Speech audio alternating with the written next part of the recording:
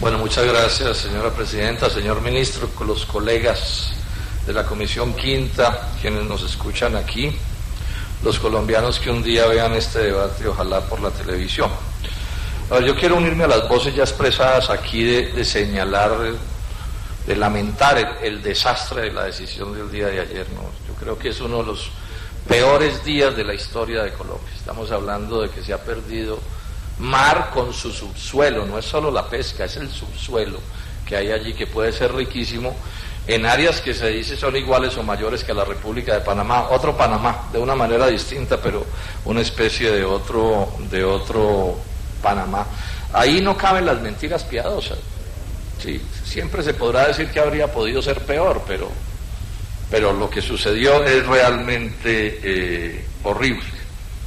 Pues ya habrá tiempo de mirar con más detalle esto, pero señalar ese primer hecho, señalar un segundo hecho, y es que ese es un fallo, digamos, legalmente inapelable, ese es un fallo que no tiene como otra instancia, digámoslo así, esa es una realidad que hay que tener en cuenta.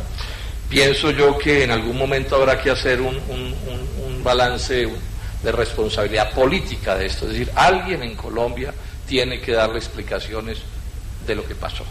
Y esas explicaciones tienen que tener que ver con por lo menos tres gobiernos, ¿no? El gobierno de Andrés Pastrana Arango, el gobierno de Álvaro Uribe Vélez y el gobierno de Juan Manuel Santos, que tendrán que explicarnos cómo sí hicieron todo lo que había que hacer y no hubo decisiones equivocadas de uno u otro tipo. Y decir una cosa que tiene su importancia de tipo histórica, este drama del que hace parte la decisión de ayer, tiene origen en que ese asunto de delimitar esas áreas nació torcido. Eso nació mal. ¿Por qué digo yo que nació mal? Porque el Tratado de Esguerra-Bárcenas del año 28 entre Colombia y Nicaragua es un tratado que se hace con un punto, si no vicioso legalmente, porque ahí los abogados podrán decir cosas políticamente, senadora Daira, en unas condiciones, digamos, de tremenda vulnerabilidad, para decirlo menos, y es que Nicaragua estaba ocupado militarmente por Estados Unidos en ese momento. Y ese pues es un hecho de una gravedad inaudita. No sé si haya sido tenido en cuenta por la Corte Internacional, pero digamos que todo en buena medida sale de allá. Y bueno, ya habrá tiempo, repito, de mirar las cosas, pero insisto que alguien tendrá que responderle a los colombianos por lo que pasó aquí. Lo segundo que quiero mencionar antes de entrar al debate propiamente dicho, son las actuaciones de la semana pasada del señor director de la DIAN, que escandalizaron a Colombia, a mi juicio, con todas razones, porque aquí ningún funcionario público puede asumir la actitud de ponerse por encima de los colombianos y tratar a quienes le discuten o tienen puntos de vista diferentes como si fueran unos cretinos, y mucho menos pues hacer eso con jóvenes estudiantes del SENA y con académicos. Había unos académicos importantes en esa reunión, y se confirma una cosa que los que hemos interesados en este tema, hemos estado interesados en este tema de la reforma tributaria, sabemos desde hace rato. Eso está montado abusivamente. Esa reforma no se sostiene en análisis técnicos. Es una reforma que es capaz de disminuirle el impuesto de renta a las transnacionales y a los monopolios en 8 billones de pesos. Yo leí la exposición de motivos. ¿Sabe cuántas renglones, ministros, le gastan a sustentar por qué hay que disminuirle a don Carlos Slim y a sus compadres los impuestos en 8 billones de pesos? 6 renglones. 6 renglones. Entonces, sí, pues, eso parece como una religión, ¿no? La religión de ayudarle pues a las transnacionales y a los verdaderos ricos, y al mismo tiempo mano dura, por supuesto, contra los sectores populares y particularmente contra la clase media. Yo siento una hazaña del gobierno de Juan Manuel Santos en contra de la clase media colombiana. No veo cuál es el crimen de ser profesor universitario, un médico, un ingeniero, una cosa de ese corte, a quien nos quieren presentar como si fueran los ricos del mundo. Es que esto sí es el colmo de los colmos. Entonces ahora los ricos del mundo no son don Carlos Slim y compañía, que tienen un patrimonio de 70.000 millones de dólares, sino un colombiano de clase media que cogieron por ahí descolocado y gana algo más del salario mínimo. Realmente es inaudito. Yo creo que esa reforma debería hundirse. Yo creo que es la peor reforma tributaria de la historia de Colombia. No puedo imaginarme, yo algo he estudiado de este tema y creo que no hay ninguna que ni remotamente se le acerque en retardataria como esta reforma del actual gobierno. Bueno, entremos ahora sí al debate. Dejo amarradas dos cosas para que no se vayan a prestar a confusiones. Primero, mi punto de vista, y creo que el punto de vista de todos quienes estamos hablando de inversión extranjera, no es un punto de que no pueda haber inversión extranjera en Colombia. Pensamos que sí puede haber inversión extranjera, pero por supuesto hay que mirar cómo es, en qué condiciones, en qué circunstancias, etcétera, etcétera. Segundo, este no es un debate contra la producción empresarial. Siempre lo explico. Yo soy, el Polo es partidario de un agro que tenga un modelo económico de tipo dual, es lo que he dicho. ¿Qué quiere decir de tipo dual? Por una parte, campesinos e indígenas prósperos, respaldados por el Estado con todas las garantías y derechos. Campesinos, ojo, ministro, y colombianos, libres. No campesinos siervos, ni aparceros, ni de con algún tipo de coyunda, con algún hacendado nacional o extranjero. Estoy hablando de campesinos libres de los del capitalismo. Libres incluso para asociarse, si quieren, pero como hombres libres. Y en ese sentido hay que echarle ojo a esto, colombianos. Esta semana apareció una denuncia que yo estaba esperando hace rato que apareciera. Un artículo del doctor Rudolf Gómez en el periódico El Tiempo que señala los abusos que se están cometiendo en algunos establecimientos palmeros por cuenta de los empresarios contra los campesinos. Y este es un llamado que hay que hacer. ¿De quién está vigilando que en esas asociaciones que se están montando, o la asociacioncita que tiene la Phyllis Morris con los campesinos paupérrimos del tabaco, quién cuida los intereses de esos campesinos? Porque si no son alianzas de Toche con guayaba madura. Y si son atados a la tierra como lo que planteó el INCODER en el caso de las catas, que campesino que no le guste asociarse con la Nacional de Chocolate se va. Bueno, ahí tenemos un gran debate. O sea, economía campesina es lo primero que defiendo, pero de campesinos libres. Segundo, ese modelo dual tiene que incluir empresarios prósperos, respaldados por el Estado, con relaciones laborales, pues, civilizadas y democráticas con sus obreros agrícolas, como es apenas obvio. Pero entonces aparecen aquí dos debates interesantes. Cuando estamos hablando de empresarios, repito, y puede haber producción empresarial, de empresarios de qué tamaño estamos hablando. Porque ese es un debate interesante. No es lo mismo ser empresario de 100 hectáreas, de 50, de 200, de 300. Cuando digo empresarios, digo gente que explota su finca mediante un capital y mano de obra salariada. Porque como vamos a ver a lo largo de este debate, aquí, sin que el país se dé cuenta, se está montando como paradigma la hacienda de las 20.000, las 30.000, las 50.000 o no sé cuántas hectáreas. Y ese es un tema que debe discutirse. Y segundo, de esos empresarios de los que estamos hablando, ¿son colombianos o son extranjeros? Ese es otro debate. ¿Todos extranjeros? ¿Sí? Despreciables los nacionales, despreciables los pequeños y medianos empresarios. Bueno, es un debate interesante. A mí me alegra que por fin estemos en este debate. La Comisión Quinta sabe que yo llevo cerca de 2 años diciéndole al ministro Juan Camilo Restrepo que hablemos de esto, que volvamos esto un debate nacional y que todo el mundo opine. Así sea con todos los ataques que nos han hecho en estos días en los medios, doctor Juan Camilo Restrepo, por parte del gobierno y los amigos del gobierno. A mí lo que me alegra es que ya se habla del tema. Eso ya es ganancia, pues, en un país como el nuestro. Lo que ha imperado en esto es el tapen. Bueno, la idea es irlo destapando para que todo el mundo opine. Los que sean partidarios de la extranjerización de Colombia, pues lo dicen, pero los que tenemos un punto diferente también lo decimos. En ese sentido es muy importante que haya 3 proyectos de ley en el Congreso de la República hoy, uno originado en el Partido Conservador, otro originado en el senador Juan Lozano, que es de la U, y otro originado en el Polo Democrático Alternativo, que coincidimos en la preocupación del tema de la extranjerización de la tierra, es decir, que los extranjeros se queden con las tierras rurales de Colombia, y que proponemos cosas, pero principalmente proponemos que se abra el debate, que si el texto que está en esos proyectos no es un buen texto, bueno, pues busquemos otro texto, pero reconozcamos que el fenómeno existe. Desafortunadamente, tengo que decir, de parte del gobierno se ha respondido con macartismo, y de parte de los amigos del gobierno ni se diga. Ahí hay un señor que escribe en El Espectador, entonces da como prueba de que el proyecto es malo, es que lo promueve algún tipo determinado de sector político. Sí, como prueba reina, la prueba de que eso está mal es que lo defiende el polo, eso pues es inconcebible. Pero bueno, ese es el tipo de cosas.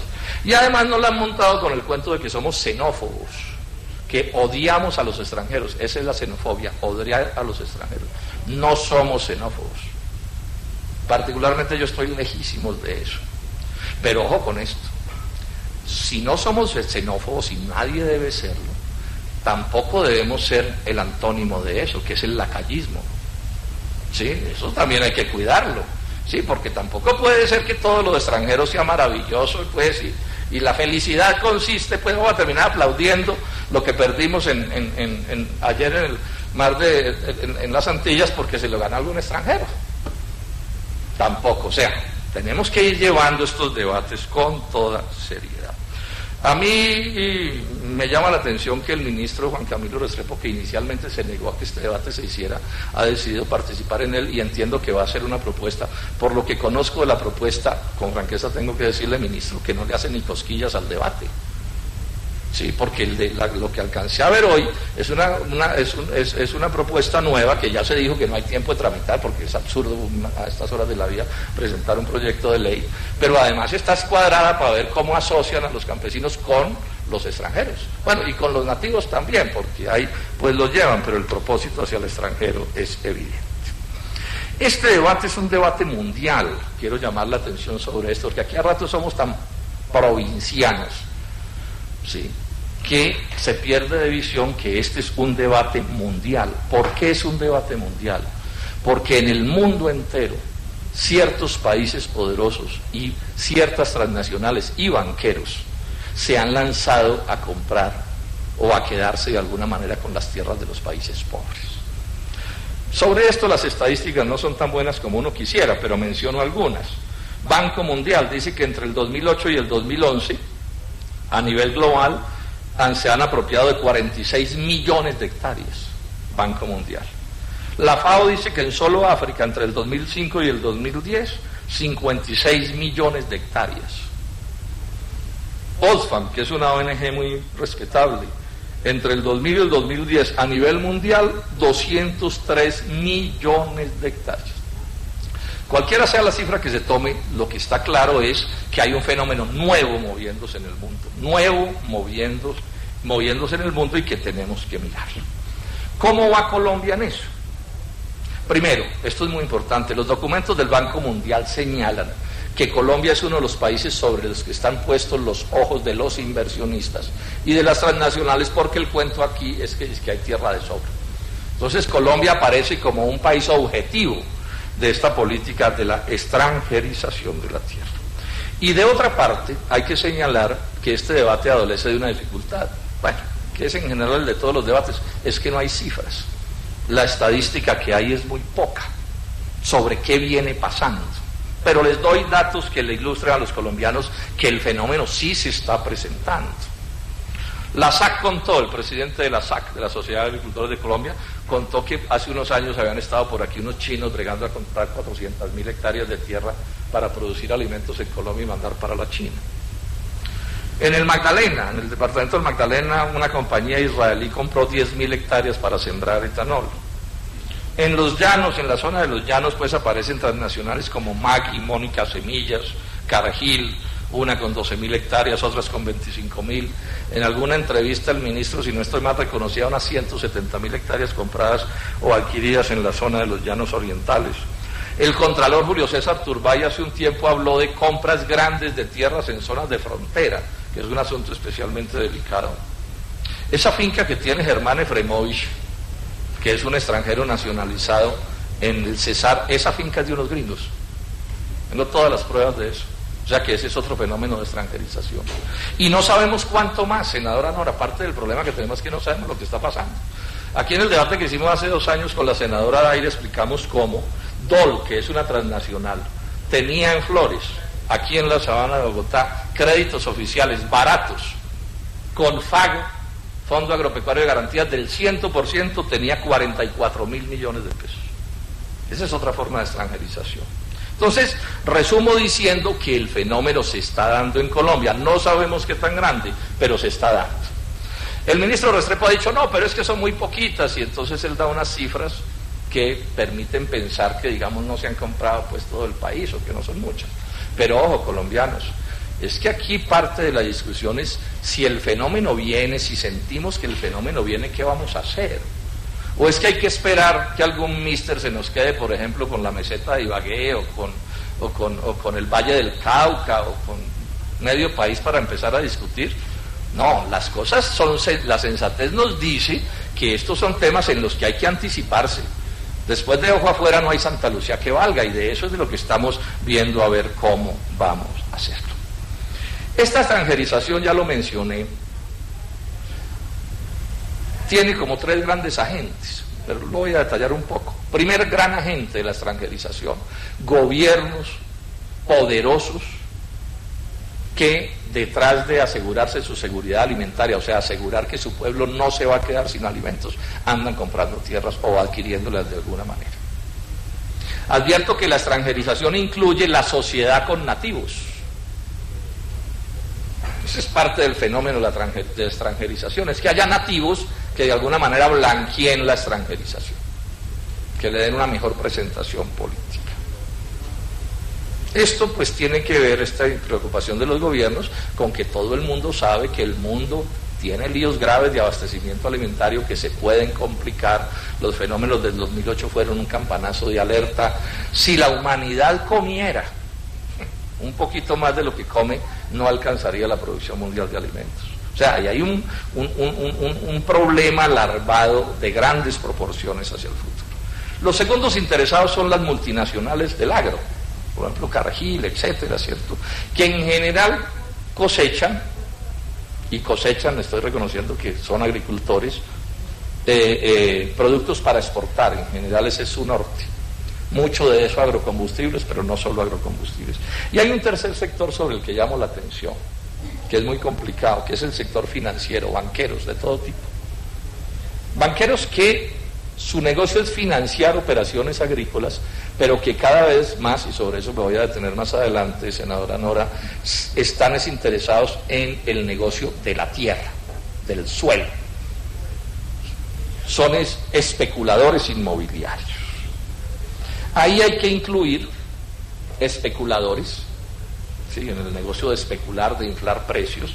Hay que incluir a las agencias internacionales de crédito, que también son sector financiero y que en buena medida empujan la construcción de obras de infraestructura que les garanticen a esos extranjeros que sus proyectos se les puedan desarrollar satisfactoriamente. Créditos esos internacionales que siempre van atados a contrapartidas nacionales y que nos empiezan a decir en qué nos gastamos la plata de nosotros también, no solo la del crédito que hay que pagar, sino la plática del presupuesto nacional.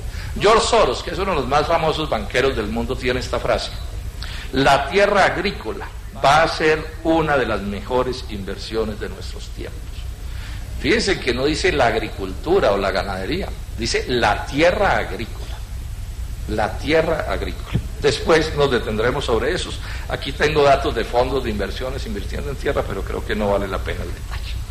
Ante esta realidad y ante el hecho cierto de que la tierra es un bien escaso ahora y siempre, pues un bien escaso en el sentido en que no se puede crear, no hay cómo fabricar tierra, y con el complemento de que la tierra tiene que ver con poder político y soberanía nacional. Esto es un problema clave en los debates sobre tierras.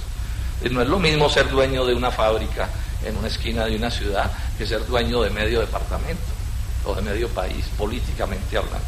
Entonces, desde hace mucho rato en los países hay legislaciones sobre esto. O sea, llamo la atención cuando con el senador Hernán Andrade o el senador Lozano o los senadores de esta Comisión Quinta, que todos estamos preocupados en el tema, porque todos aquí estamos preocupados en el tema, nos preocupamos y pedimos que se legisle de alguna manera. Nos han intentado responder como que no, fue que se enloquecieron, eso se están inventando problemas, son molinos de viento. No, sobre esto se viene trabajando en el mundo. Yo voy a dar datos. de cómo la legislación de control de la tierra por parte de extranjeros está presente en países muy importantes del mundo. Inclusive países que no quieren que en Colombia haya controles, particularmente, por ejemplo, en Estados Unidos. Por ejemplo, desde 1978 en Estados Unidos hay una ley que se llama de divulgación de las inversiones agrícolas extranjeras. Ningún extranjero puede comprar tierra en Estados Unidos si no se registra en el ministerio respectivo, en este caso en el Departamento de Agricultura. Cada estado además tiene la potestad federal de limitar en su estado, es como nuestros departamentos, cuánta tierra puede tener un extranjero. Les doy datos sobre esto. Esto es particularmente serio y cierto en los países, en los estados más agrícolas. Ellos tienen ciertas zonas más agrícolas. Entonces, por ejemplo, en Iowa y en Dakota del Norte prohíbe las ventas a los extranjeros. En Indiana, solo a extranjeros que tengan intención de nacionalizarse se les puede vender tierra. En Mississippi, el límite a extranjeros 100 hectáreas. En Missouri, límite 5 hectáreas. Pensilvania, límite 40 hectáreas. Dakota del Sur, 64 hectáreas. Wisconsin, 256 hectáreas. Estados Unidos, un país, probablemente el país con mayor cantidad de tierras agrícolas del mundo, y de aguas y de posibilidades. O sea, a nadie, entre comillas, le sobraría más la tierra que a los gringos, y sin embargo limita. Canadá, otro al que supuestamente le sobran las tierras. El mismo asunto, las provincias son autónomas para restringir. En la isla del Príncipe Eduardo, no residentes, solo 2 hectáreas. En Alberta, 8 hectáreas máximo. En Saskatchewan, otro estado, 4 hectáreas. En Manitoba, 16 hectáreas. Brasil, desde el 71 tiene leyes sobre esto.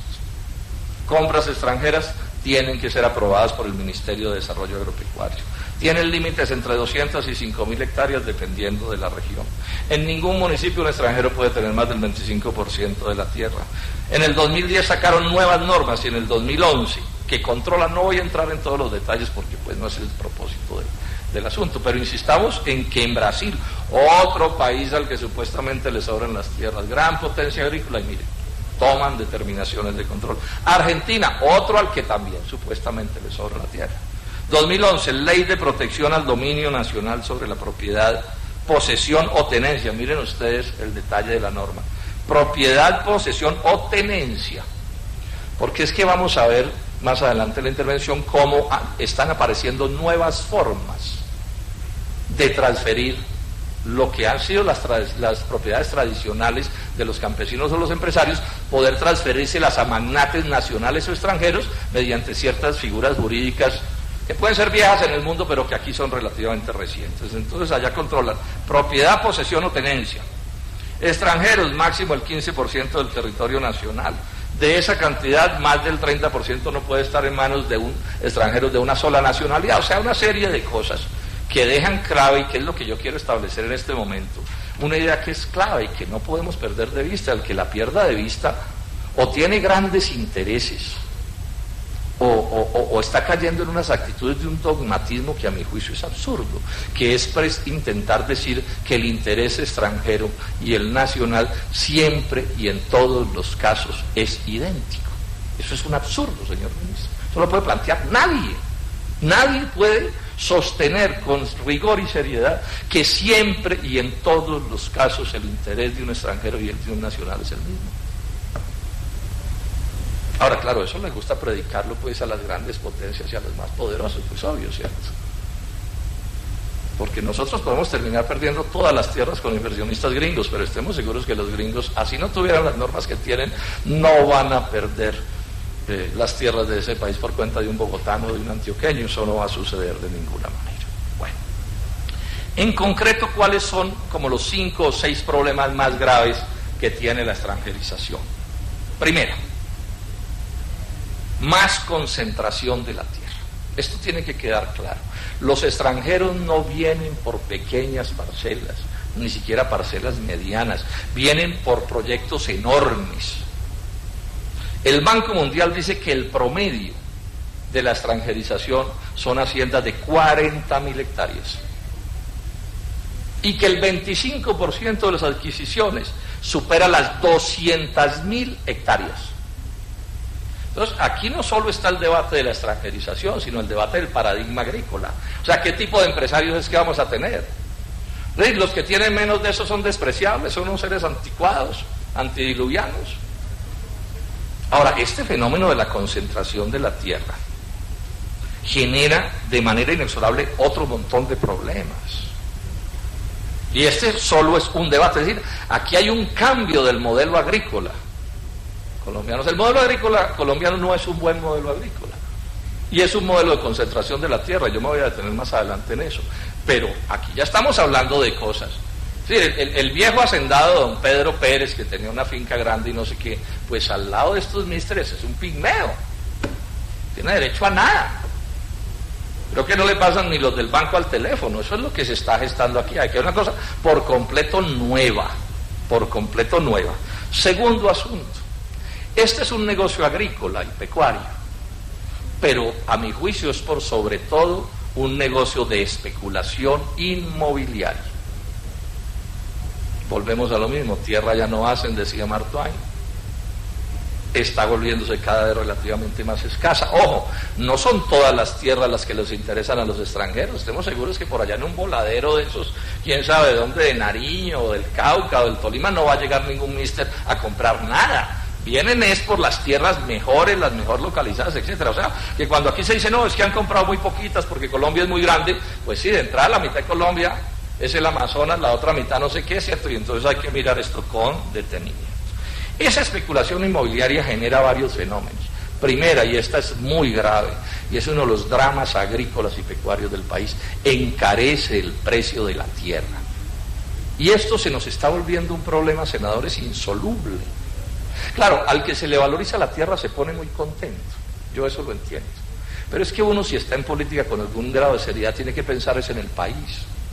Me han dicho, o me decía algún hacendado una vez, o algún ganadero, un poco en serio, un poco en broma, decía, senador, las tierras son tan caras que necesitamos vacas que den leche condensada para que la ganadería pueda ser sostenible, y es verdad, ¿sí? O champaña para que esto pueda ser. Este es un problema gravísimo de la competitividad del país. Los arrendamientos que se están pagando por las tierras agrarias en Colombia son un lío grave de la competitividad del país. Segunda cosa de este fenómeno de la especulación inmobiliaria, pueden congelar su uso. Pónganle cuidado a esto, que esto es de las cosas que a mí más me preocupa, ministro, y sobre esto no hay nada que nos permita actuar. Dice un informe del grupo de expertos del Comité de Seguridad Alimentaria de las Naciones Unidas, de la ONU, no son del Polo, les prometo. La especulación en cualquier activo implica la adquisición del mismo en la expectativa de que su valor aumente en lugar de planificar inversiones productivas a largo plazo. O sea, la especulación no se hace para producir riqueza, sino para utilizar esa propiedad como un instrumento para apropiarse de la riqueza que crean otros. Son dos fenómenos completamente distintos. Eso es con el senador Juan Mario Lozano, lo hemos mirado con detenimiento. Una cosa es el gran empresario, incluso la transnacional, que por decir alguna cosa, Jobs, el de Apple, gana platas inmensas, digamos, construyendo esos equipos y esos computadores. Y otra cosa es el caso de un Carlos Slim, que monta un monopolio para ganarse en rentas, ¿sí?, el sudor de las personas que caen presas de su telaraña especulativa. Y miren lo que agrega la ONU. La información disponible sugiere que numerosas transacciones de tierras no han sido seguidas de inversión productiva, ministro. Agrega, únicamente, repito, el 20% de las inversiones que se han anunciado se destinan en realidad a la producción agrícola sobre el terreno. Esto no sería un drama demasiado grave para el país. Es que tuviéramos unas fincas de cualquiera, algo harían ellas, lo que sea, se las venden a los ministerios, lo que hace el ministerio es congelarla, pero claro. Es decir, que cuando en el mundo la tasa de interés está del orden del 1 y el 2 y el 3%, pues solo a un banquero estúpido no se le ocurre decir, hombre, si yo compro unas tierras en Colombia las puedo dejar congeladas y me gano una plata de todos modos y no me tengo que meter en los riesgos y en los avatares y en los enredos de la producción agrícola. Tercer asunto para tenerlo en cuenta, la toma, la absorción por parte de esos inversionistas extranjeros de los escasísimos recursos públicos que respaldan al agro. Yo ya mencioné aquí cómo los de DOL tenían 44.000 millones de los créditos superbaratos, bueno, superbaratos y otras hierbas, ¿cierto?, a los floristas de hace 2 años, garantizados con FAC del 100%. DOL, en las grandes transnacionales alimenticias del mundo, aquí en la sabana de Bogotá, los recursos del Estado, 40.000 millones prestados a ellos, créditos subsidiados, y además cubiertos con FAC, Fondo Agropecuario de Garantías, que es una cosa diseñada para pobres, FAC de 100%. Los ICRs, aquí lo acaba de decir el representante Wilson Arias, parte del gran negocio de la extranjerización es la siembra de bosques. Y yo, por supuesto, no me opongo a los bosques, pero no hay negocio de bosques en ninguna parte del mundo que no sea subsidiado por el Estado. Entonces aquí aparece una competencia por recursos. Y aquí se dice que es que los recursos sobran. No, no sobran. Preguntémosle a cualquier empresario o campesino en Colombia sobre las dificultades que tienen para conseguirse un crédito, o la imposibilidad para conseguirse un ICR, o lograr que en su región se desarrolle un proyecto de cualquier tipo, de riego o de lo que sea. Y en esto de los recursos públicos, ojo, aquí hay un debate que va a tocar hacer doctor Juan Camilo, ya ha estado echándole ojo al asunto. Es que como los recursos son escasos, pues todo el mundo los quiere. Y entonces me he puesto a mirar con detenimiento el tema de la altillanura, que es un asunto al que vamos a tener que mirar un día. Yo no me opongo a que se hagan desarrollos agrícolas en todas partes, pero este de la altillanura cada vez me llama más la atención, cada vez me parece más, es más, le digo una cosa a las gentes de Colombia que están invirtiendo en esa zona, echen ojo, miren con cuidado. Veo muchos pajaritos de oro, muchas cosas que falta ver si sí o si no, pero además es bien debatible, ese es un debate que se debiera hacer. O sea, Colombia tiene un área inmensa, más o menos civilizada, de los llanos orientales hacia acá. Inclusive incluyo el piedemonte llanero, sí, que es una zona más o menos civilizada y con posibilidades de desarrollarse, sí, toda la zona de Acacías y de Villavicencio, etcétera. Y de allá, de ahí hacia el Océano Pacífico, hacia la costa norte, hacia todo el país, tenemos tierras en proporciones inmensas, de calidades altísimas. Unos campesinos, unos empresarios arruinados, abandonados por el Estado, llevados del diablo. Y lo que nos dicen es que el futuro agrícola de Colombia está en irse de Puerto López para allá, hasta Puerto Carreño, que queda como a 800 o 1000 kilómetros de Villavicencio. Y nos dicen que es que vamos a sacar los cultivos, doctor Juan Camilo Restrepo, por el río Meta. Un río que no es navegable, yo no sé, hace por ahí 3000 años. Pero además uno llega por el río Meta, llega hasta Puerto Carreño, y ahí le toca coger el Orinoco, por Venezuela, que es más lejos todavía para salir al Atlántico. Y estuve investigando en estos días, doctor Restrepo, cada vez el Orinoco es menos navegable. Entonces aquí sí hay un debate que hay que hacer. O sea, cogemos, senador Sierra, los escasos recursos del Estado para el agro, y ¿a dónde nos los vamos a gastar? ¿Dónde ya está la gente? ¿O nos vamos a ir a ver cómo montamos no sé qué en Puerto Carreño? ¿Para venderle qué a quién? Bueno, ese es un debate interesante que queda más o menos planteado. El otro aspecto grave de esta extranjerización es el tema de la seguridad alimentaria. Ya he dicho, el inicio de este enredo de la extranjerización es porque hay países del mundo que dicen nos vamos a quedar sin alimentos, nuestras tierras no nos alcanzan, vamos a buscar tierras para asegurarnos. Yo tengo aquí los datos de cuánto han comprado los chinos en un sitio y en otro, y en Ucrania y en África, en todas partes. Y los indios, bueno, andan en eso, los coreanos ni se diga. Y vienen aquí es para producir alimentos para exportar, si es que son alimentos, porque esto se podría convertir también todo en agrocombustibles. Y eso lo han dicho muchísimo, la FAO lo ha dicho mucho. Si yo pongo a competir el maíz para volverlo gasolina de las 4x4 de los ricos de Estados Unidos contra ese mismo maíz para alimentar a los pobres del mundo, los gringos de las 4x4 se quedan con el maíz. Esas son realidades que están ahí. Y que Colombia, por supuesto, no puede hacer caso omiso de esto. Hay otro punto que yo sé que este es un tema que uno lo menciona y una vez lo ponen pues en el sitio de los casi que indeseables, es el punto de la soberanía nacional de Colombia. ¿Cuál es el drama de ayer en el mar territorial de la zona de San Andrés? Pues el drama no es otro, mis queridos senadores y colombianos, es que perdimos la soberanía sobre ese territorio. Eso fue lo que pasó. O sea, la soberanía es como la escritura, que es lo que a uno le da poder para hacer en un sitio lo que uno cree que debe hacer, sino otra cosa.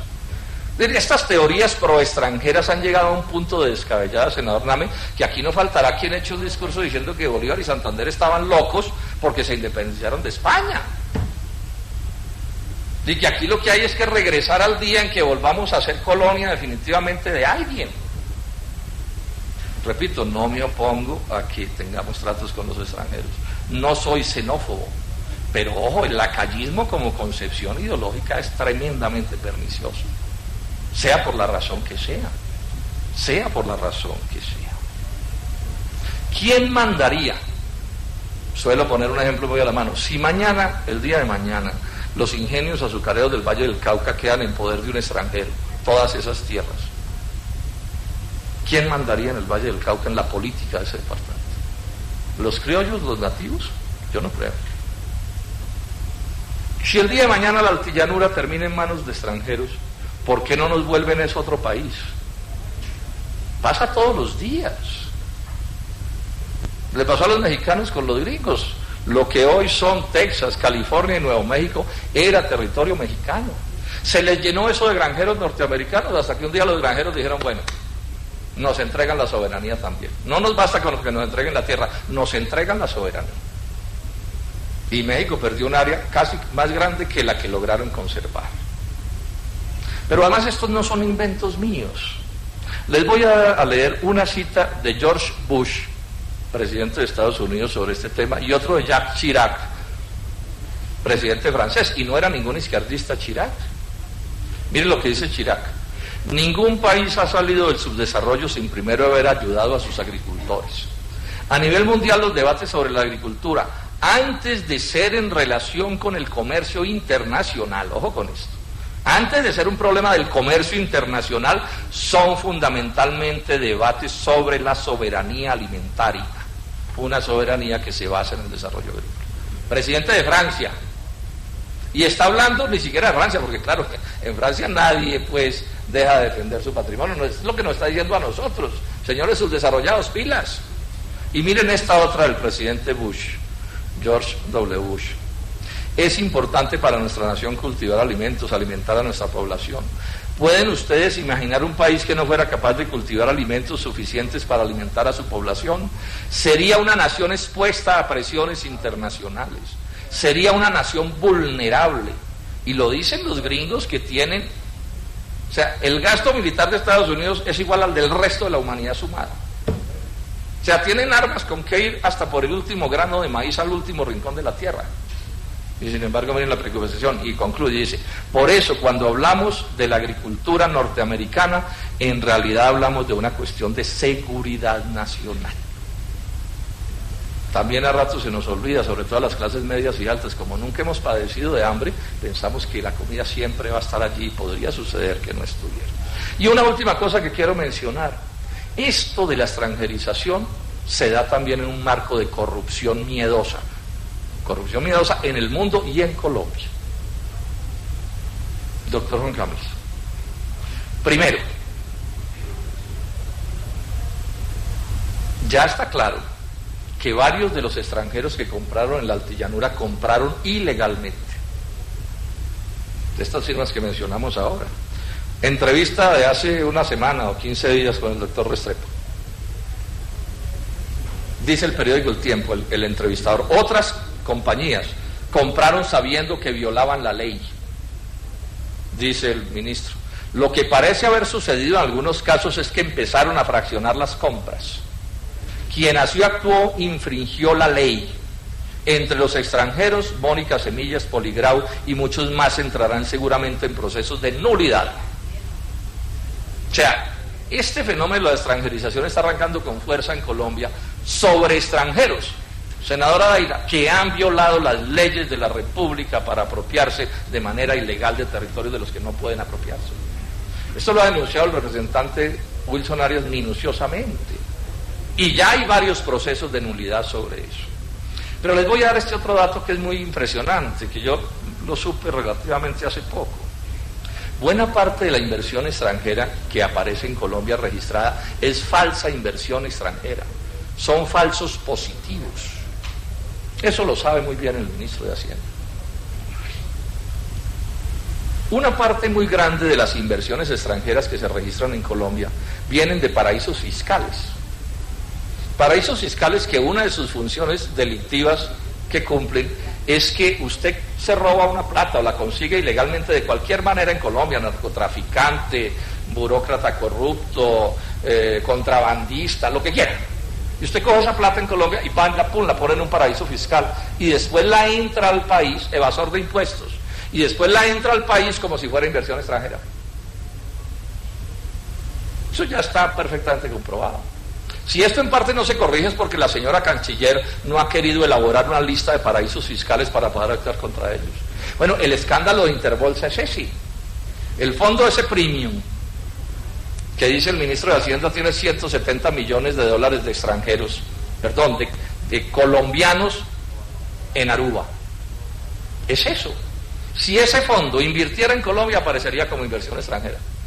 Y es probable que mucha de esa plata que hay ahí, o alguna, tenga origen en corrupción, o por lo menos en evasión de impuestos. Yo realmente no lo sé, no estoy haciendo, digamos, acusaciones, pero digo es que el mecanismo está montado. Y eso el gobierno de Colombia no tiene ni idea. Si no sabe cuáles extranjeros están comprando tierras en Colombia, menos sabe si los extranjeros son de verdad o son falsos positivos. Y si son corruptos o no son corruptos y qué tan corruptos son, porque hay distintos grados de corrupción, por supuesto. Esto que estoy mencionando tiene un agravante, es que el gobierno viene tomando todo tipo de determinaciones muy discutibles, inclusive consideradas como ilegales por la Corte Constitucional, para preparar el terreno de la extranjerización. La ley del Plan de Desarrollo hace 2 años, o un poco menos, aprobó cambiar 3 artículos de la Ley 160 del 94. Esos cambios tenían que ver, de una parte, con los baldíos, las tierras baldías que hoy tiene el Estado colombiano, y de otra parte, con tierras dadas o a ciudadanos que les entregaron un baldío, o a ciudadanos que les dieron una tierra de reforma agraria. Ahí estamos hablando en baldíos, y en estas tierras estamos hablando de millones de hectáreas. Nadie sabe, el gobierno no sabe cuántas hectáreas de baldíos hay en Colombia, mucho menos sabe cuántos hay, son titulaciones precarias originadas en baldíos. El gobierno no sabe nada. Es más, acabo de saber, doctor Restrepo, que el censo ese agrario que iban a hacer, que no se hace desde hace como 40 años, lo aplazaron, cosa que es increíble. Yo no sé cómo gobiernan, si no saben qué es lo que está pasando, cuáles son las cifras. Y ojo, no es solo en la altillanura este debate de los baldíos. No es solo en la altillanura. El país está lleno de baldíos en todas partes. El ministerio en estos días inclusive, o el ministerio no, la Procuraduría más precisamente, logró por su iniciativa que el INCODER recuperara unos baldíos en Urabá que habían sido adjudicados fraudulentamente en este gobierno. El caso ese famoso de la hacienda Las Pavas es un debate de baldíos. El pleito de Fremoy sobre unas tierras ahí en La Gloria, en el Cesar, también es un pleito de baldíos, y son con extranjeros. Y este asunto, no hay tiempo para detallarlo, pero metida de mano tan dura que le está haciendo el gobierno al tema de baldíos en Colombia puede terminar generando violencia. Yo no sé si ustedes han mirado esto con detenimiento, señor ministro. Porque lo cierto es que las medidas que se están tomando, así sea de manera indirecta, pueden estar valorizando unos predios en proporciones inmensas, y campesinos que hoy tienen esos predios, que nadie está interesado en tenerlos, podrían interesarse, sí, para propiciar algún mecanismo de despojo. ¿Qué fue lo que hizo la ley? Me van a excusar un cierto detalle porque si no, no se entiende. La ley, ¿qué decía? 2 grandes cosas. La ley 160, ¿o qué dice? Porque la Corte Constitucional tumbó la reforma que le hicieron. ¿Qué dice la ley? Primero, que baldías, tierras baldías del Estado colombiano solo se le pueden entregar a pobres del campo. O sea, nadie que sea rico le pueden entregar un baldío. Sí, hay que no tener ninguna propiedad. Bueno, esa es una política, además está diseñada en la Constitución y los fallos de la Corte para darles tierras a los pobres del campo. Y segundo, ¿qué dice la norma? La norma dice que tierras que tienen campesinos, originadas en baldíos, originadas en proyectos de reforma agraria, solo se pueden negociar en áreas de economía campesina. O sea que la ley promueve que en Colombia haya propiedad empresarial y producción empresarial, pero también promueve que haya economía campesina, que es lo que yo defiendo. Aquí puede haber empresarios, inclusive grandes, ¿cierto? Pero el punto es quién defiende a los campesinos. Bueno, esa ley 160 es una ley procampesina, llamémosla así. Y lo que hizo el gobierno con la ley del plan de desarrollo, a mi juicio un poco a las escondidas, porque esa es un tema que no se debatió, esa ley del plan de desarrollo es la ley de los micos, ahí puede meter cualquier cosa y nadie se da cuenta. Desbarató eso. ¿Qué estableció la ley? Primero, estableció que cualquier campesino que tuviera tierras de baldíos o de reforma agraria podía de alguna manera convertirla en una gran hacienda. Y segundo, que las tierras baldías del Estado colombiano se podían entregar a grandes inversionistas. ¿Cuál fue el mecanismo? Entonces el INCODER, de acuerdo con esa norma que repito, se cayó, la Corte Constitucional la declaró ilegal, inconstitucional. El INCODER definía una cosa que llamaban zonas de desarrollo empresarial. En esas zonas el Estado mantenía la propiedad sobre el suelo, y esta es una figura nueva que están introduciendo, pero le podía entregar al inversionista una cosa que llaman el derecho real de superficie. Esta es una cosa que los colombianos no estamos acostumbrados a manejar. Aquí está apareciendo un fenómeno, y es que usted puede ser dueño del suelo agrario, pero todo lo que hay sobre el suelo agrario, cultivos o agricultura, etcétera, puede ser de otro. Eso es lo que llaman el derecho real de superficie. Entonces la ley decía, las tierras siguen siendo del Estado colombiano, pero lo que haya sobre ellas puede ser de la empresa o la persona al que le adjudiquen las tierras. Estamos hablando de millones de hectáreas. Y podía entregarlas en cualquier área. La ley 160 establecía que solo se puede entregar en pequeñas parcelas, relativamente pequeñas. No entro en detalles, pero digamos en parcelas de economía campesina. Solo se le podía entregar a ciudadanos que demostraran ser pobres. Y bueno, y se le entregaban en propiedad. Esta vez no era en propiedad, sino que el Estado mantenía la propiedad y este gran inversionista le podían dar el derecho real de superficie. Se lo adjudicaban por 30 años, prorrogables a otros 30. Entonces, que no era de él, sino que era del Estado, pero se lo entregaban por 60 años. ¿Quién sabe qué pasará en 60 años? Recordemos, por ahí que alguien descubrió, el senador Prieto descubrió, que la primera ley de telefonía celular ordenaba devolver o entregarle al Estado las torres, toda la infraestructura cuando terminara la concesión, y un buen día apareció una ley que tramitaron a las carreras que eliminó esa obligación. O sea, le entregaba a estos inversionistas, que podían ser nacionales o extranjeros. La ley del plan de desarrollo no pone ninguna cortapisa en ese sentido, era para cualquiera que funcione en Colombia. Debían pagar esos inversionistas un arrendamiento que no podía ser inferior al 6% del avalúo catastral. Y además, las inversiones que se hicieran, que fueran de alianzas público-privadas en esos proyectos, estoy hablando de lo que dice la Ley de Desarrollo Rural, que nunca se aprobó, pero fue lo que planteó el ministro para desarrollar el cambio que hundió la Corte Constitucional. Esas inversiones de esas alianzas público-privadas se podían descontar del arrendamiento que se pagaba. En resumen y en términos coloquiales, le regalaban la tierra a estos inversionistas. Eso se la daban a unos precios insignificantes. Era parte de la rapiña que había sobre la altillanura hasta que intervino la Corte Constitucional. Imagínense, millones de hectáreas entregadas en estas condiciones a cualquier magnate nacional o extranjero. Eso se iba volviendo una romería. Una romería. Porque que eso diera agricultura o no diera ya sería otra discusión, pero el punto es que les estaban entregando estas gabelas. Y ojo con esto, la ley del plan de desarrollo no era genérica, o sea, para nacionales o extranjeros. En el proyecto de ley de desarrollo rural, que al final no se ha tramitado, entonces miren lo que dijo el gobierno. Ley de desarrollo rural, artículo 276. Claro, porque como ya se estaba discutiendo lo de la extranjerización, entonces el gobierno intenta, digamos, decir, no, es que esto no es para los extranjeros.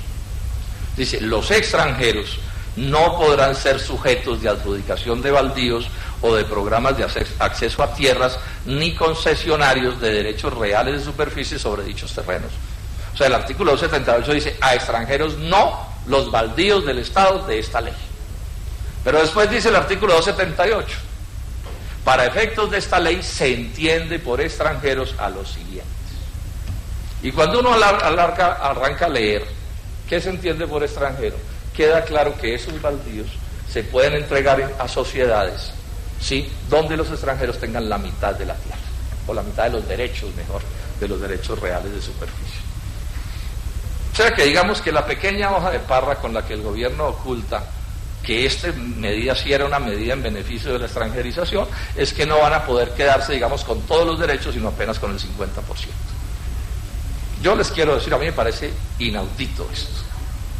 Que de una parte se golpee el fortalecimiento de la economía campesina y que de otra parte los baldíos del Estado que iban a campesinos, a pobres del campo, puedan ir a magnates nacionales o a extranjeros por lo menos a la mitad de esa tierra.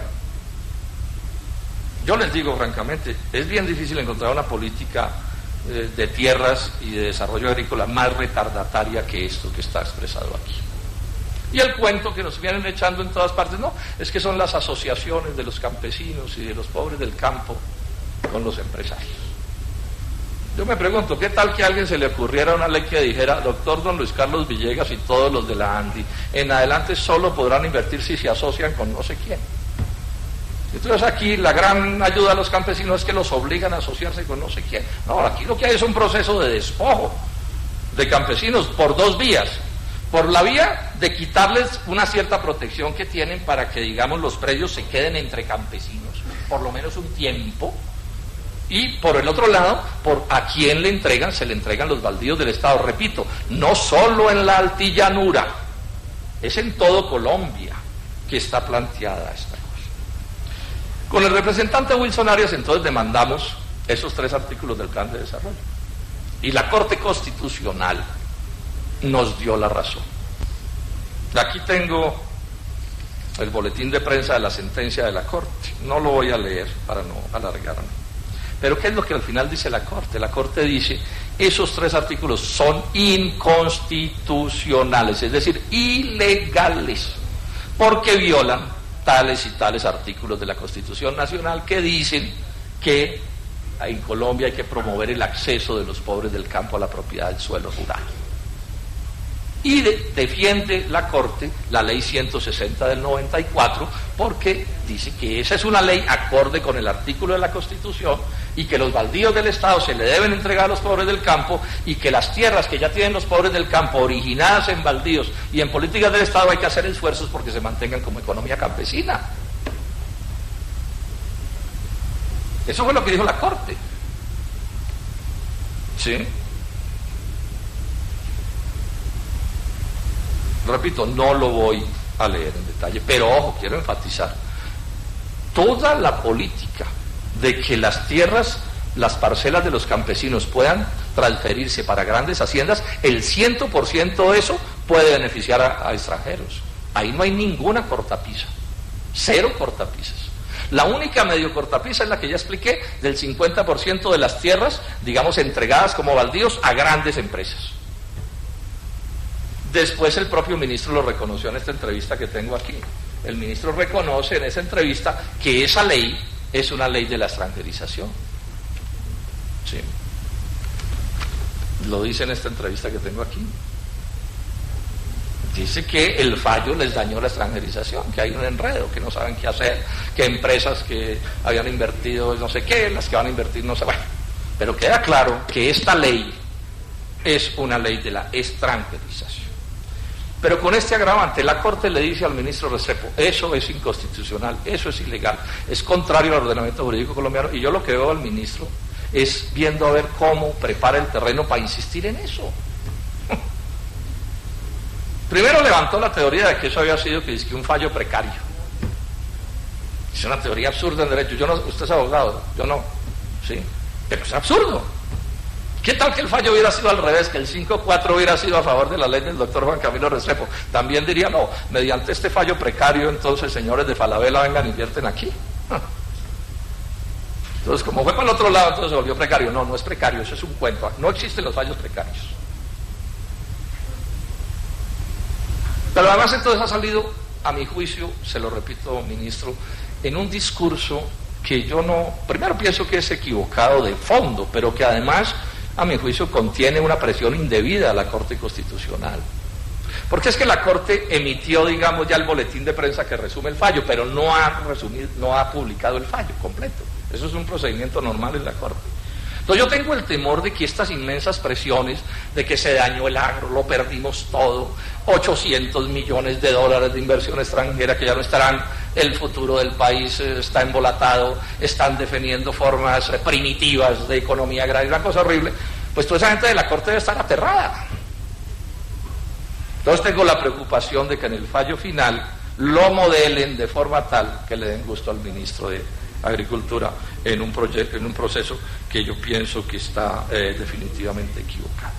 Y en resumen, aquí lo que está pasando es que, para que los colombianos entiendan cuál es el debate, lo que hace el ministro Restrepo y el presidente Santos es seguir con el modelo Carimagua.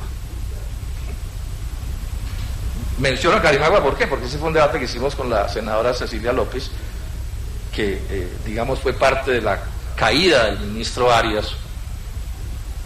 ¿Qué fue el modelo Carimagua? Unas tierras que eran para campesinos, definidas para campesinos, decidieron que ya no se las daban a campesinos, sino a un gran magnate nacional o extranjero que probara que era riquísimo, que es lo mismo que hay que probar o intentar probar en estos procesos que intentaron establecer. Es el modelo Carimagua. Palabra más, palabra menos, eso es lo que están proponiendo. Para montar, como dijo Uribe en esos días, haciendas de 30 o 40 mil hectáreas. Y repito, aquí hay un debate, senador Mora, sobre el modelo agrario. ¿Qué tipo de empresariado vamos a promover en Colombia? ¿Empresarios de 30, 40 mil, 50 mil, 100 mil hectáreas? ¿O empresarios de 100, de 50, de 200, de 300, no sé, de cualquiera? Bueno, esta teoría que están expresando, que está expresando el gobierno, está montada sobre una falacia. Es que lo que el fondo nos están diciendo es que si no es en ese modelo de la gran plantación, Colombia no podrá salir de su subdesarrollo agropecuario. Esa es la teoría. Campesinos, el horror de la ineficiencia, son seres de la antigüedad. Y los pequeños y medianos empresarios más bien sospechosos, ¿cierto? Los empresarios comunes y corrientes. Pues bien, yo les quiero decir esto. Esa es una teoría contraevidente. Porque como lo voy a mostrar más adelante, el agro colombiano es supremamente atrasado.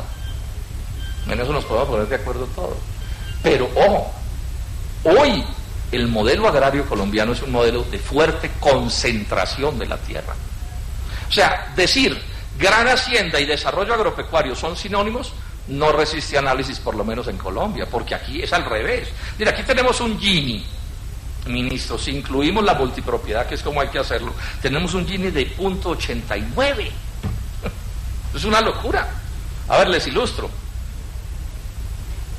0.1 es, perdón, o sea, el 1, o sea, es que toda la tierra sea de una sola persona. Y al otro lado, que la tierra sea de todo el mundo. Bueno, aquí ya nos estamos acercando al 1. O 89 al 100, si ustedes quieren, no importa. Uno mire, por ejemplo, el Gini de Noruega es 0.18, el de Finlandia 0.27, el de Bélgica 0.56, el de la India 0.57, el de Indonesia 0.45. El de Uruguay 0.79, aquí tenemos 0.89. Mira, ¿a cómo se va a ir si este proyecto que están fijando tiene éxito? ¿Y cuál es la situación del agro? Voy a leer al presidente de Fedegan. Cito al presidente de Fedegan en buena medida por mis grandes distancias con él. ¿Sí? Pero para confirmar una cosa en la que todos nos podemos poner de acuerdo, es que esto está muy mal. Aquí la discusión es qué hacemos. Porque el que diga que el agro colombiano está bien, pues no sabe dónde está, ¿cierto?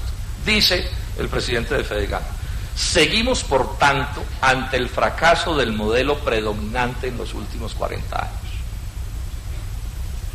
Ahora, yo lo que agrego es, la propuesta del presidente Santos es agravar ese modelo. O sea, llevar ya pues hasta el absurdo el modelo. ¿Cuál es el desastre? Bueno, pobreza y miseria, no me voy a poner a dar cifras porque ¿para qué? Importaciones de alimentos, que es una forma de evidenciar el fracaso del modelo. No somos capaces de producir ni el café que somos capaces de consumir. Estamos en 10 millones de toneladas de productos del año. Y ojo con esto, que es la más grave. Tierras improductivas. En agricultura, tenemos 21 millones de hectáreas aptas para la agricultura y apenas se utilizan en la agricultura 5 millones, 4,9. O sea, estamos en el país más absurdo del mundo. O sea, un país que no sabe qué hacer con sus tierras y con sus aguas y con su gente. Pero la solución no es la que le quiere dar el gobierno, porque esto en parte tiene que ver con la concentración de la tierra.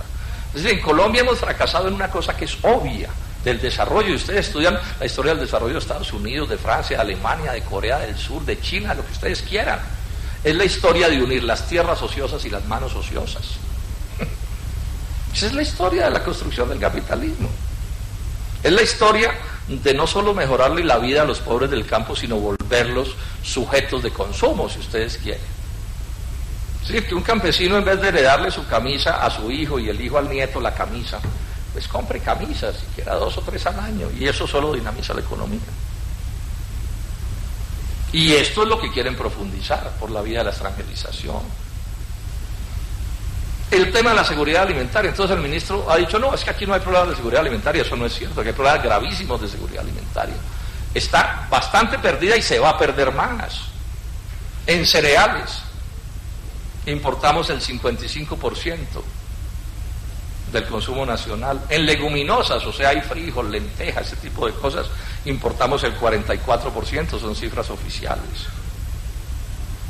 En oleaginosas, esto parece mentira, pero es verdad, importamos el 37% de las oleaginosas, un país palmero. En frutas y hortalizas nos va bien, 1.47, o sea, somos excedentarios, pero yo sí quisiera, ministro, que en las cuentas, y eso sería clave para el interés de ustedes, separáramos frutas de hortalizas, porque revolver bananos pues con cebollas o zanahorias, pues eso crea una deformación descomunal, eso no es bueno en la estadística.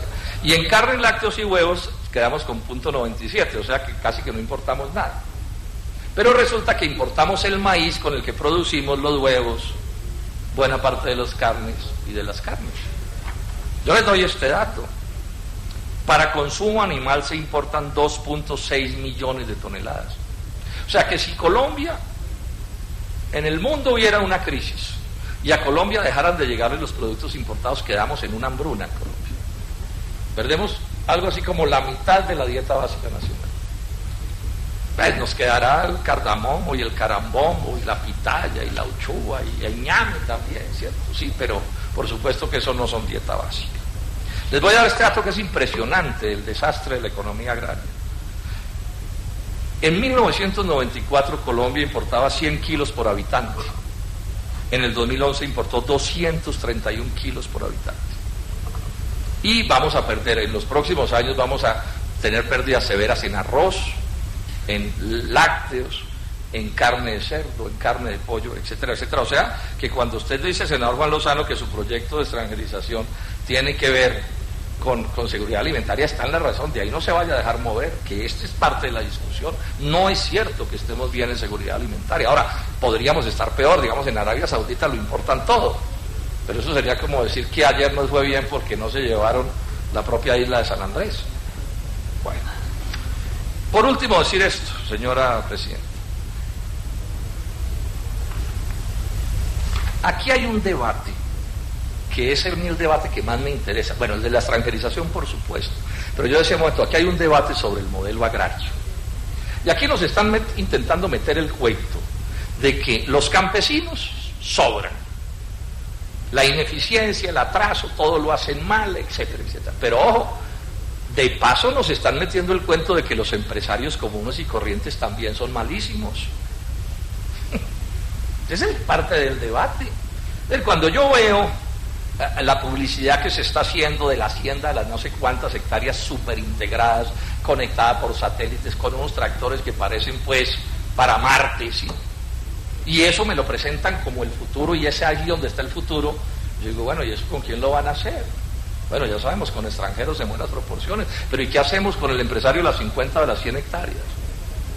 Yo en el debate de agroingreso seguro demostré cómo, con una porción inmensa del crédito de los llanos orientales, cuando ese debate se quedó el primer banquero de Colombia. Este es parte del debate. Entonces yo aquí voy a decir una cosa: no es cierto que la economía campesina sea una economía anacrónica, que sea una economía absurda, que no tenga sentido de existir, y menos la economía de la pequeña y la mediana empresa. Es que hoy, en muy buena medida, exceptuando el caso de los ingenios azucareros, y eso que ahí hay unos que llaman colonos, que son gente de 50 y de 100 hectáreas, ¿sí? Es falaz decir que aquí toda la agricultura la manejan pues las plantaciones descomunales. Eso no es cierto, no es cierto. Les doy estos datos. En el caso de Colombia, la mitad de los cultivos transitorios son economía campesina. Algodón 46%, en la producción, arroz 29%, arvejas 79%, cebada 79%, frijol 81%, maíz 36%, papa 82%, sorgo 80%. Si le sumamos los empresarios pequeños y medianos, se nos va al 100%. Y si miramos los cultivos permanentes, ni se diga: cacao 81%, café 74%, caña panelera 70%. Y ojo, estamos hablando de unos campesinos abandonados. ¿Qué tal que los respaldáramos? Estamos hablando de unos pequeños y medianos empresarios abandonados. ¿Qué tal que los respaldáramos? Luego, esa especie de dicotomía que nos quieren montar entre la gran plantación pegada a la extranjerización contra los demás no resiste análisis. Eso es ideología. Esos son cuentos de banqueros, del señor Soros. Eso es ideología, pero ideología barata, digamos. No corresponde con la realidad. Pero ojo, es que uno se pone a escarbar y mire lo que encuentra.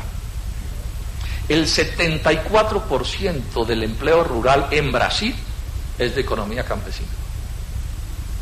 Y aportan el 87% de la yuca, el 70% del frijol, el 46% del maíz, el 34% del arroz, el 58% de la leche, el 59% del cerdo. Estoy hablando campesino. Si le sumamos la pequeña y mediana producción en Brasil, empresarial, que también existe, ¿a cuánto se nos va esto? Uno de los éxitos agrícolas más grandes del mundo hoy es el caso de Vietnam. Y está demostrado, no lo voy a detallar, pero es el éxito de la economía campesina. Ahora, en todos los casos, en Brasil y en Vietnam, fuertemente respaldados por el Estado. Termino ya, señora presidenta, que sé que estoy un poco largo. Por último, esto. Es que lo que aquí está sucediendo, y esta es parte del debate, es que todo, absolutamente todo el país, se lo estamos entregando a los extranjeros. Todo. Repito, yo no me opongo a que haya inversión extranjera, pero todo, o sea, prácticamente todo el subsuelo, la minería es de extranjeros, y la que no sea lo va a hacer en el corto plazo. O sea, el subsuelo, prundo. Se inventaron la figura del vuelo forestal o del derecho real de superficie, que permite que yo pueda ser dueño de la tierra siendo un nativo, pero también los cultivos también pueden terminar siendo de los extranjeros. Es una figura nueva. Pero además también van por el suelo. Ese es el debate que estamos haciendo. Pero si miramos entonces hacia el sector financiero, al sector de los supermercados, el sector de las comunicaciones, el entretenimiento, todo, señor ministro, todo. Y si uno le pone un poquito de perspectiva a 5 años, a 10 años, a 15 años, a 20 años, ¿qué va a pasar? Y esto no es un debate. Yo puedo estar equivocado, pero yo sí quisiera que el debate se hiciera. Yo sí quisiera que el debate se hiciera. O sea, es verdad, es remotamente cercano a la verdad que los inmensos problemas de Colombia no los van a resolver los extranjeros. Es remotamente cercano a la verdad que los problemas de unos se los resuelven los otros. Entonces, que uno llega a la universidad primer semestre y la sabiduría es pegársele al que sí estudia y al que sí sabe, y uno ir ahí en coche. Eso no sucede, ni en las películas. Ni en las películas. Pero ojo con este dato, me lo acaban de dar en mi oficina. Esos místeres, como es obvio, no pertenecen a la Asociación de la Madre de Calcuta, eso yo lo repito, vienen aquí, es la codicia, es lo que los trae aquí, la ganancia. Y miren ustedes los últimos datos de inversión extranjera directa. Cada inversor extranjero directo en Colombia lo que monta es un dolarducto, o sea, un tubo por donde saca dólares de Colombia. Eso es lo que es la inversión extranjera directa. A eso es a lo que viene. Cada inversión es un dolarducto que pone. Bueno, pero ojo, ¿cómo es la relación entre lo que entra y lo que sale? Entonces, en el 2005, el 35%, o sea, de cada dólar, 35 dólares de inversión, 35 se iban. En el 2006 ya 69, en el 2009 107, en el 2010 146, en el 2011 algo mejoró la cosa, 107, en el 2010 .95. O sea, está saliendo más plata que la que entra en inversión extranjera directa, ministro. O sea, Colombia se está volviendo un exportador neto de capital, ya termino. O sea que ahí la teoría también se hunde. Ahí la teoría también se hunde. Por último, señora Presidenta, y me excuso, insisto en que lo primero es que este debate se dé. Lo segundo es que el gobierno y los colombianos debemos promover controles precisos, específicos a este asunto de la inversión extranjera. De otra manera, el país no va a poder construirse el país que necesitamos. A esto hay que resistirle, colombianos. Una cosa es que haya inversión extranjera y otra cosa es que esto se vuelva una colonia de Estados Unidos o de cualquier potencia extranjera, son dos cosas distintas. ¿Qué pasa con el modelo agrario? ¿Va a haber campesinos? ¿No va a haber campesinos? ¿Qué política hay para los campesinos?